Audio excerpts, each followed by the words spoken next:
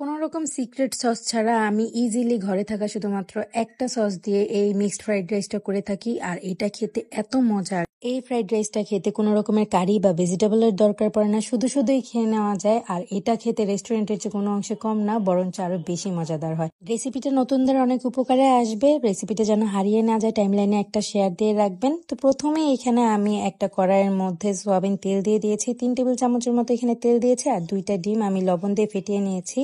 তেলটা গরম হয়ে আসলে আমি ডিমগুলো এই কড়াইয়ের মধ্যে দিয়ে দিব, আর ডিমটা দেওয়ার 2-1 সেকেন্ড অপেক্ষা করার পর আমি ডিমগুলোকে একটু ভেঙে ভেঙে স্ক্রাম্বল করে একটা বাটির মধ্যে তুলে নিব।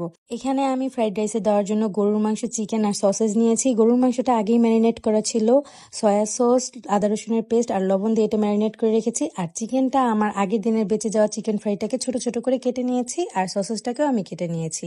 এভাবে ম্যারিনেট করা গরুর মাংস আমার ফ্রিজে প্রায় সময়ই থাকে, কারণ প্রতিদিনই বাচ্চা টিফিনে কিছু না কিছু বানিয়ে দেওয়া লাগে। তাই আগে থেকে যদি গরুর মাংসটা ম্যারিনেট করে রেখে দিই তাহলে রান্না করতে অনেক ইজি হয়। তো গরুর মাংসটাকে আমি খুব ভালোভাবে আগে ফ্রাই করে নিয়েছি, তারপরে এর মধ্যে যে সসেজ আর চিকেন গুলো ছিল ওগুলোও দিয়ে দিচ্ছি। এখন আর এগুলো রান্না হতে খুব বেশি সময় লাগবে না, 5 মিনিটের মতো রান্না করলে এগুলো কুকড হয়ে যাবে। এরপর এখানে আমি 3টা রসুনের কোয়া খুব ভালোভাবে কুচি করে নিয়েছি। ওই রসুনের কোয়াটা এইগুলোর সাথে খুব ভালোভাবে ফ্রাই করে নিয়েছি। এখন আমি এখানে কিছু সবজি ইউজ করব। এখানে গাজর, ক্যাপসিকাম, পেঁয়াজ আর কাঁচামরিচ ছিল। গাজরটা মিডিয়াম সাইজের একটা গাজরের অর্ধেকটা আমি কুচি করেছি, আর ক্যাপসিকামও মিডিয়াম সাইজের একটা ক্যাপসিকামের অর্ধেকটা কুচি করে নিয়েছি।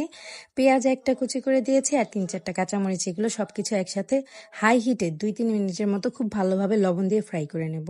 হাই হিটে সবজিগুলো রান্না করলে এগুলোর কালার কখনোই নষ্ট হবে না। আর সবজিগুলো রান্না হওয়ার পর এখানে আমি 1 কাপের মতো আগে থেকে সিদ্ধ করে রাখা পোলাওর চাল এটা দিয়ে দিচ্ছি। আর এই পোলাওর চালটাকে কিন্তু আমি 80%-এর মতো সিদ্ধ করে নিয়েছিলাম। এখন এর মধ্যে আমি দিয়ে দিচ্ছি চিলি ফ্লেক্স 1/2 চা চামচের মতো, আর চিনি দিয়ে দিচ্ছি 1/2 চা চামচ।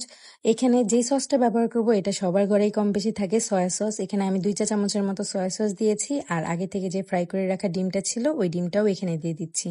এখানে আমি গোলমরিচের গুঁড়াও 1/2 চা চামচের মতো ইউজ করেছি, বাট ভুলবশত সেটা ভিডিওতে কোনোভাবে আসে নাই। এখন সবকিছু একসাথে আমি হাই হিটে খুব ভালোভাবে রান্না করে নেব। আর রান্না শেষে আমি এখানে 1/2 চা চামচের মতো ঘি দিয়ে দেব।